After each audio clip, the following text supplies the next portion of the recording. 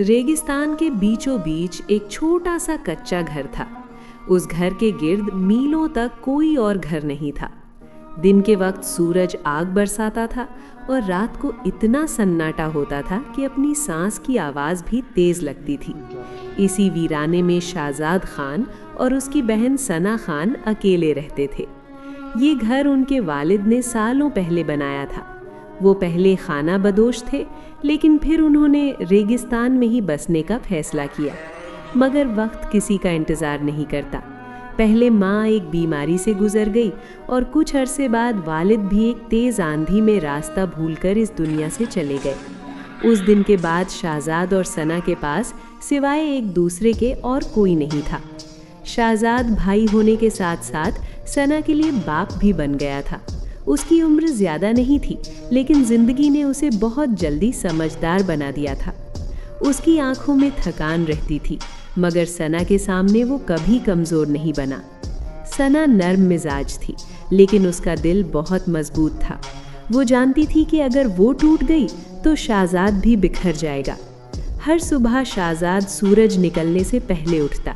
वो अपनी पुरानी मोटरसाइकिल को धक्का लगाकर स्टार्ट करता और दूर किसी बस्ती तक का सफ़र करता।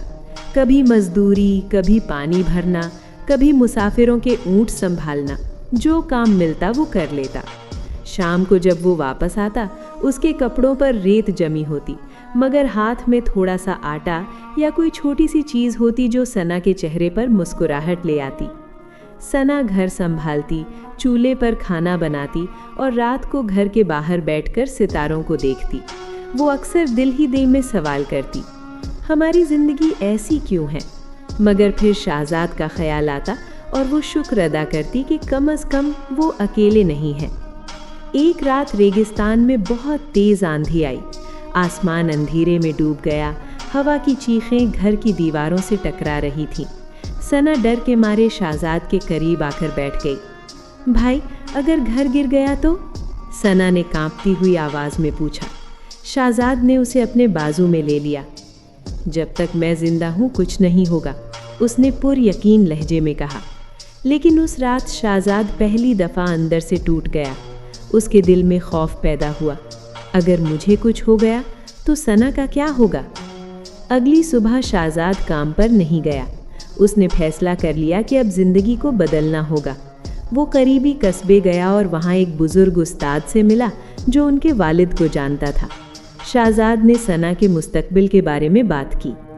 उस्ताद ने कहा कि वो सना को पढ़ाने के लिए तैयार हैं, लेकिन सना को रोज़ मीलों पैदल चलकर आना होगा। सना ने बिना सोचे समझे हाँ कर दी। वो दिन सना की ज़िंदगी का नया मोड़ था। पहली बार उसने किताब हाथ में ली। पहली बार उसने ख्वाब देखने शुरू किए। शाहजाद रोज़ उसे आधा रास्ता छोड़कर आता और वापस आते हुए सिर्फ दुआ करता कि उसकी बहन वो सब हासिल करे जो वो खुद कभी नहीं कर सका। वक्त गुजरता गया। सना तालीम में बहुत आगे निकल गई। उस्ताद अक्सर कहते, ये लड़की रेगिस्तान के लिए नहीं बनी। मगर फिर एक दिन मुसीबत वापस आ गई। शाहजाद काम के दौरान बुरी तरह ज़ख्मी हो गया और उसका हाथ ज़ख्म से भर गया और वो काम के काबिल नहीं रहा। घर में खाने के लिए कुछ नहीं बचा। उस दिन सना ने ज़िंदगी का सबसे मुश्किल फैसला किया।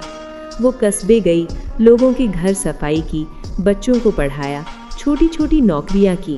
उसकी आंखों में आंसू थे, लेकिन इरादा मजबूत था। जब वो रात को घर लौटी तो शाहजाद की आंखों में नमी थी। तुमने ये सब क्यों किया? उसने कमज़ोर आवाज़ में पूछा। सना मुस्कुराई।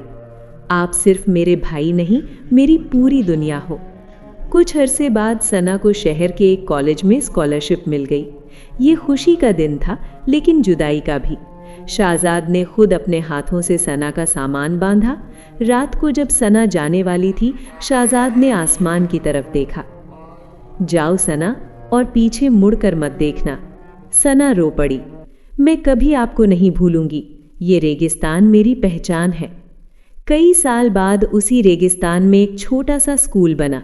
बाहर एक बोर्ड लगा था, सना खान एजुकेशन सेंटर, और उस स्कूल के साए में एक खामोश, सुकून भरी मुस्कुराहट के साथ बैठा था शाहजाद खान। रेगिस्तान अब भी था, लेकिन उसके सन्नाटे में उम्मीद जिंदा थी।